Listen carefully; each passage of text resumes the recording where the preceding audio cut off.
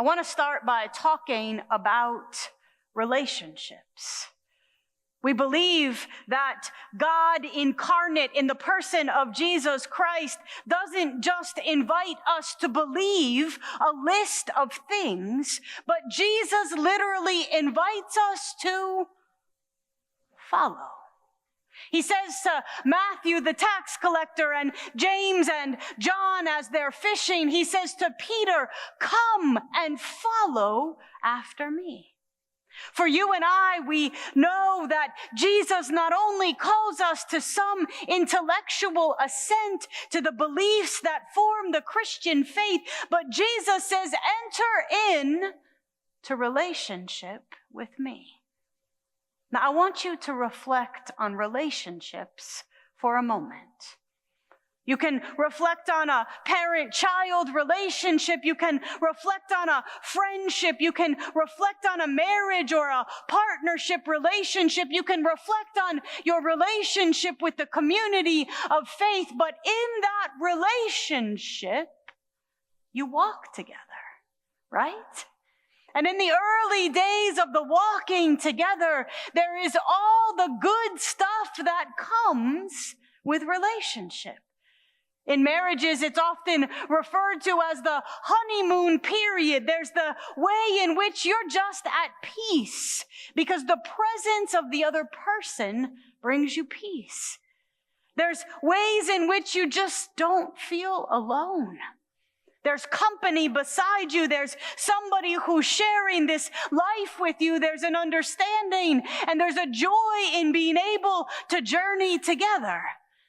You've recognized this in your relationships, yes? As you get to know the other person or the other persons in the community, there's somewhat of a joy in the way in which you work together. There's a dynamic that develops between you and your partner, or you and your child, or you and your friend, or you and the faith community, and their strengths complement your weaknesses. And your strengths complement theirs. And you find this synergy of walking together. And life is good, and we celebrate the joy of journey. Raise your hand if you've been in a relationship that felt like that to begin with. I pray yes for all of us. And then somewhere along the line, at some point in the journey, the honeymoon ends. At some point, you begin to recognize that the process of investing in and walking with and committing to another person or another community will require something more of you. Andy Stanley calls it the fine print. It's not a bait and switch. It's not that wasn't there all along, but the beginning steps of a journey are often easiest because there's that energy. But you get to a moment where you encounter an obstacle or a challenge within yourself or a place where the relationship is not matching up. If you're in a marriage or a partnership, you're asked to move somewhere that was never on your list of dreams. Or you're asked to walk with somebody as they dig deep into their own needs, and you think to yourself, I didn't sign up for this. It's part of why marriage vows talk about for better, for worse, for richer, for poorer, in sickness and in health, till death do us part. Even if it's not a marriage, you'll oftentimes in your walk with a faith community or your walk with a friend come to a place where you recognize that somehow something about you needs to be examined in the journey. Anyone relate with that? And you think, I don't know if I want to do this. I don't know that I signed up to be that transparent. I don't know that I want to put in the energy or the effort. And yet the truth of the matter is the very relationships that produce the deepest and best fruit in our lives are relationships where we have over and over again made a commitment to push through and to push on. Now, I am not in any way suggesting that there are not moments where we need to part ways.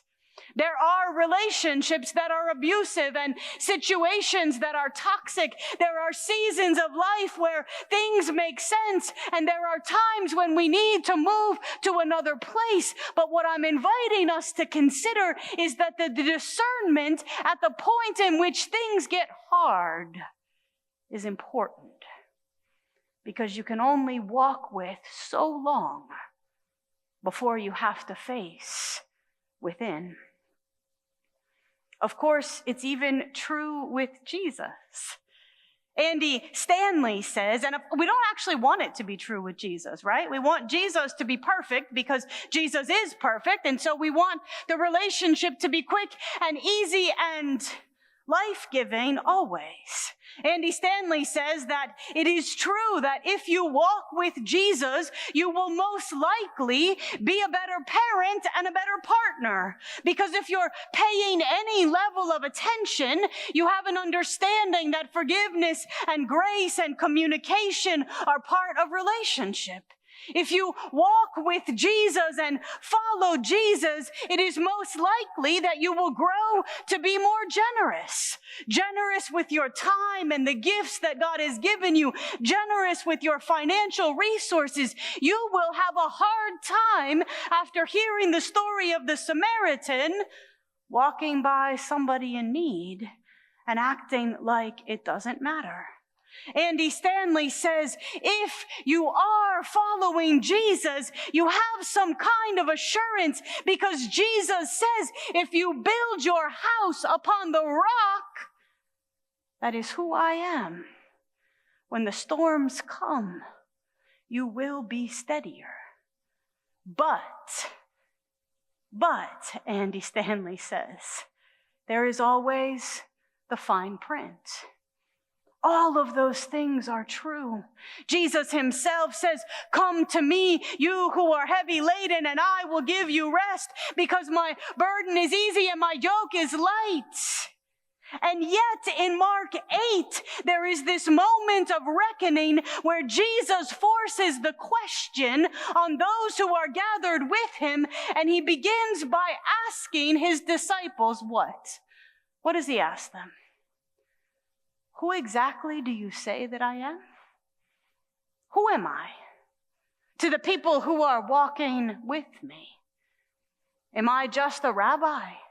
Am I a miracle worker who multiplies food and heals those who are sick and casts out demons? Am I a provider in the spaces that there is not everything that you need? Who do people say that I am? If you've journeyed with somebody in your life, there was probably a moment when you looked out and thought, who are you exactly? And who are you to me? The disciples don't understand that this is a critical moment in their following and begin to answer Jesus. Some say that you're John the Baptist, who, by the way, was just beheaded. Some say you are Elijah. Some say you're one of the prophets. Jesus takes it a step further. Forget the crowd, he says. Who do you say that I am? As you follow after Jesus, who do you think he is? Is he the one that lifts you up when you are down? Is Jesus the one that encourages you to move forward? Is Jesus the Savior of the world? Is Jesus the one that has who is Jesus to you? And Jesus isn't asking for the easy answers. He's asking for that self-reflective place where somebody else, a friend or a member of the faith community or your partner looks back at you and says, who are we together? And Peter comes up with the answer. What does Peter say to Jesus? Anyone remember? You are the Messiah, the Hebrew word for Christ. Christ is the Greek word for the anointed one. Peter is playing it safe. He's talking about what he's been told. He's saying, you're the one we've been waiting for. Jesus, you're the one who's come to save Israel. And you would expect that Jesus would say yes and go tell everyone. What does Jesus say? Shh. Don't say a word, Peter. Sometimes we have to know first within ourselves who we are and who God is to us before we can talk to anyone else. And Jesus continues. Don't tell anyone, Peter, because you have to understand first. You have to understand that if I am who you say that I am, who you will become will be changed. Have you noticed that in your relationships, that any deep and profound relationship changes who you are?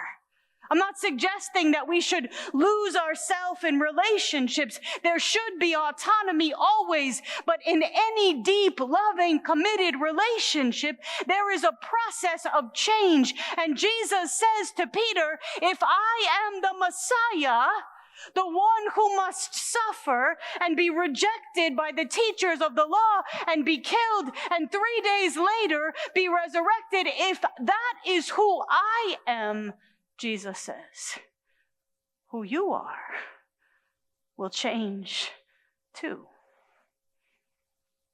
Whoever Jesus is to you will have an impact on who you become. If Jesus is a healer, there will be spaces you're called to heal. If Jesus is a teacher, there will be spaces you're called to teach. If Jesus suffered and was rejected and cast out and given over, there will be moments that nobody understands what you're doing. Hold on a second, Peter, Jesus says. You're not ready yet to talk about who I am, because who I am changes who you are. And Peter is so taken aback by what Jesus is saying that he pulls Jesus aside. The scripture says he rebukes Jesus. I don't know about you, but I would be terrified to rebuke Jesus, right? Peter rebukes him, pulls him aside and says, whoa, whoa, whoa, stop it, Jesus. All this talk about suffering and rejection and being handed over, stop it. Look out. There's a huge crowd that's following. I, Peter, have become famous overnight because all these people follow you and I'm with you. Stop ruining the moment. And what does Jesus say to Peter? This is why I don't ever suggest you rebuke Jesus.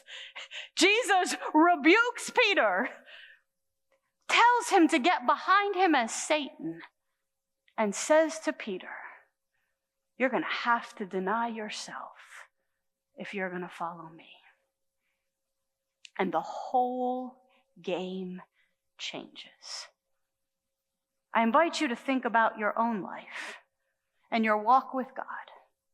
Was there a moment when it was easy and fulfilling your needs and full of peace and filled with joy and felt like you were just reaping the benefits of what it meant to walk with God? And then all of a sudden, God started messing around and asking you to consider who is God and who are you in the light of who God is. And then to make it harder, God pushes back and said, this is not about human concerns. Verse 32. He rebukes Peter, looks at his disciples, and says to Peter, you don't have in mind the concerns of God, but merely human concerns. We as human beings have this amazing propensity, this amazing desire to take the easy route. Do you recognize that in yourself? Like, what is the easiest way? And can I just go that way? So when there are challenges in our life, we raise our hand and say, God, who are you? What are you doing? I'm hurting. This is not right. This is not where I thought I would be. My church is not what I want it to be. My relationship is not producing what I need it to produce. The persons in my life are not who I thought that they are. And sometimes God says, you're so focused on the immediate challenge before that you've lost sight of the bigger concerns of God. And Peter doesn't get off the hook. Jesus actually then calls the whole crowd around. As if it wasn't enough to have said this to Peter, he calls the whole crowd and all of the disciples. I'm now in verse 34, and he says to everyone who's listening, whoever wants to be my disciple must deny themselves and take up their cross and follow me. This does not feel like the easy follow that was given to Matthew when he just turned to the tax collector and said, follow. It feels like you've changed the rules, Jesus. Before it was just an easy invitation to walk after you, but I invite you to consider that this happens in any good and deep and powerful relationship.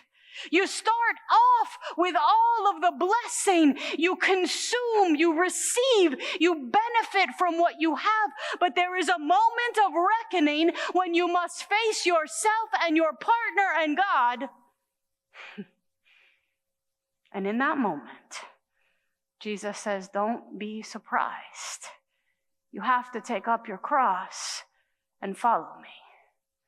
Now hear me when I say this. There are relationships that you should leave if they are abusive and toxic.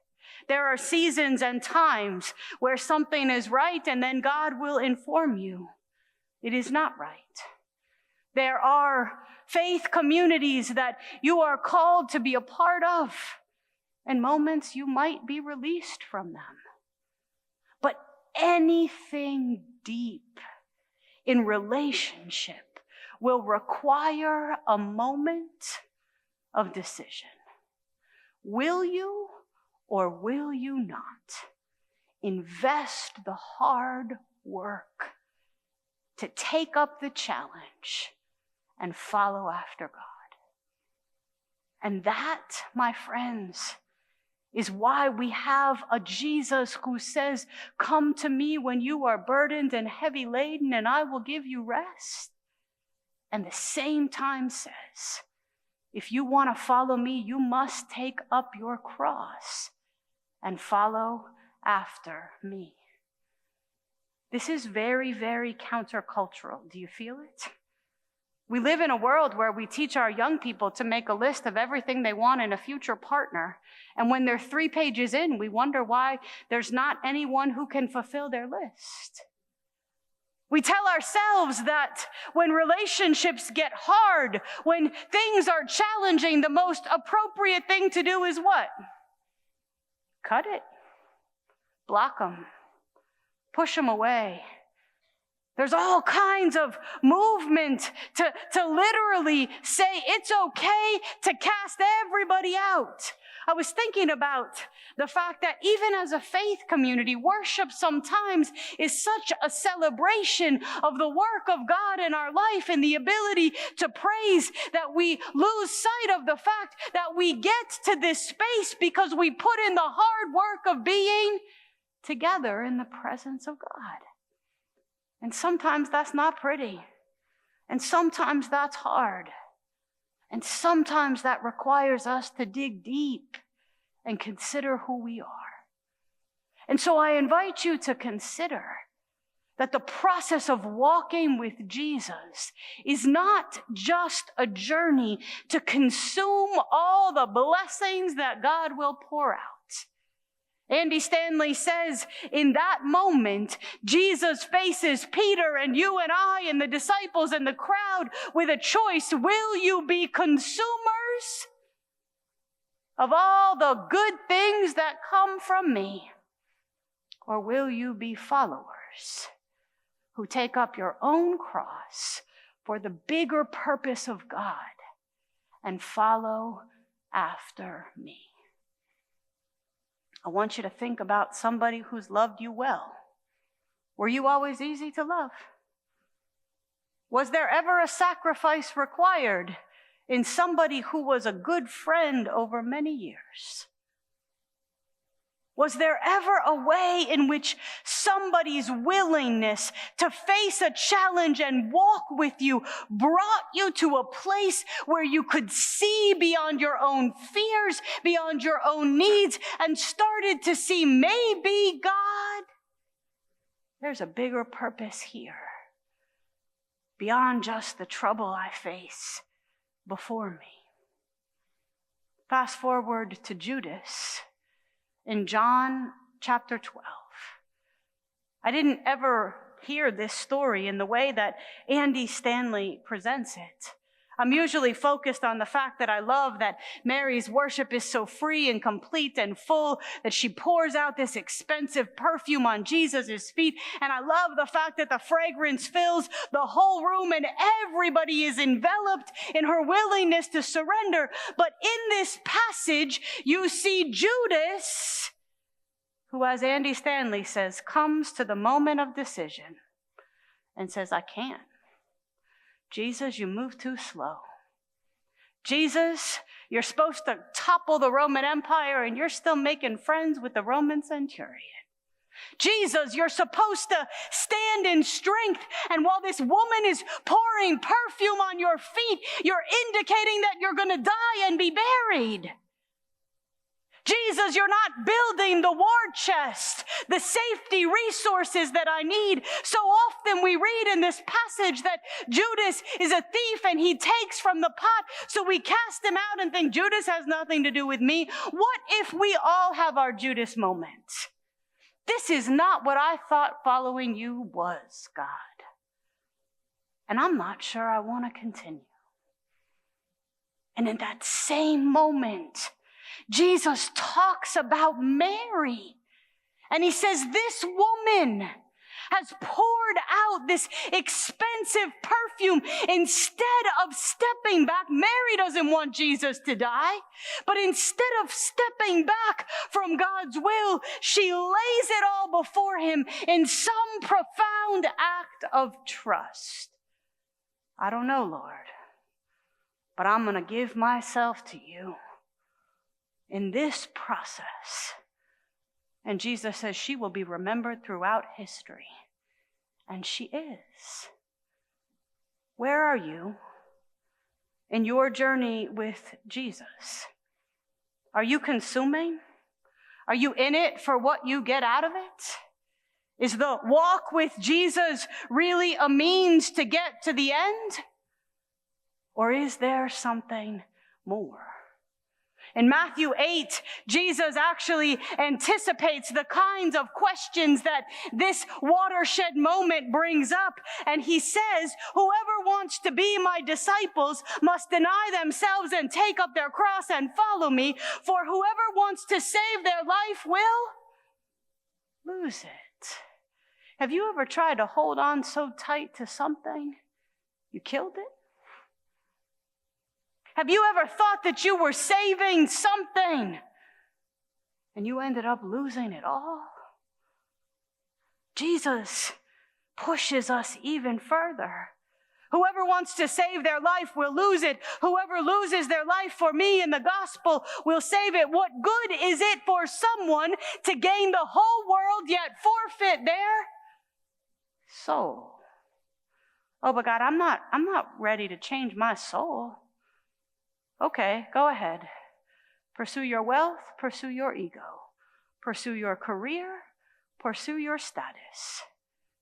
Pursue the perfect relationship, the perfect faith community. Pursue everything that you think will make you fulfilled.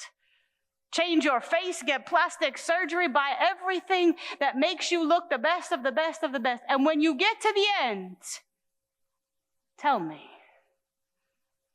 have you forfeited your soul?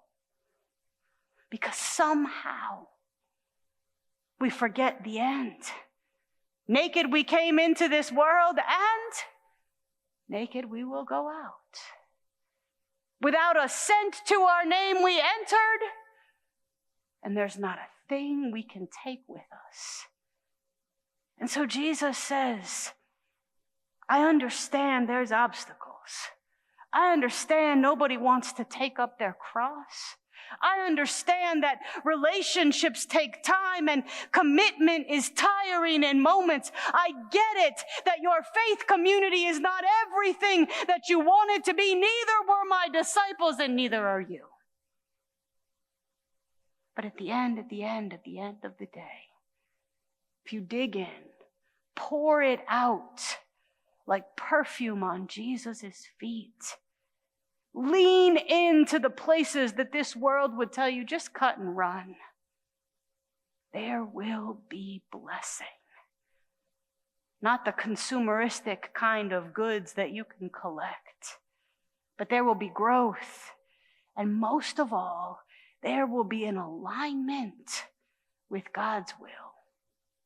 We think it's only Jesus that dropped to his knees and said, Father, if it be your will, let this cup pass me.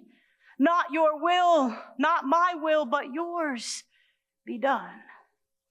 But the truth is, we each face this over and over and over again. The world tells you be a consumer in your relationships. Stay while it fills you. Give while you receive. Be a part of only as long as you can support everything that happens. Meanwhile, Jesus.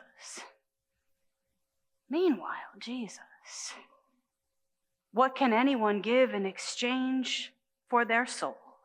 If anyone is ashamed of me and my words in this adulterous and sinful generation, the Son of Man will be ashamed of them when he comes in his Father's glory with his holy angels. How willing are we to push through the hard times for the bigger purpose of God? I close by simply suggesting that if you have heard these words and the thought that keeps coming is, I can't do this. I already messed it up. I didn't pour in the places that I should have. I ran away when the challenges came. The boundaries I've held are too tight. There's people, if you're in that space, I want you to remember Peter. Peter, who says, yes, Lord, you are the Messiah, you are the Christ. Peter and James and John, the disciples who buy in, they're more than just consumers. And at the end of the day, the will of God and the stakes get too high. And what do? They deny and they hide. And who receives them back? Jesus does. Peter, son of John, do you love me? Yes, Lord, you know that I love you. Feed my sheep. Peter, son of John, do you love me? Yes, Lord. Tend my flock. See, the difference between our earthly relationships and taking up our cross and following Jesus is that grace abounds. There is always a way back home. So consider what your soul is worth, where you will invest your work, and if you trust God enough to open up the most expensive perfume you have and pour it out, that the fragrance would fill the room. And that in your following after Jesus, held by his unending grace, that you too could show love and grace and forgiveness in the very relationships where God is changing you. May we be followers, not just consumers. He became sin who knew no sin, that we might become his righteousness. He humbled himself and carried the cross. Love so amazing, love so amazing. Jesus Messiah,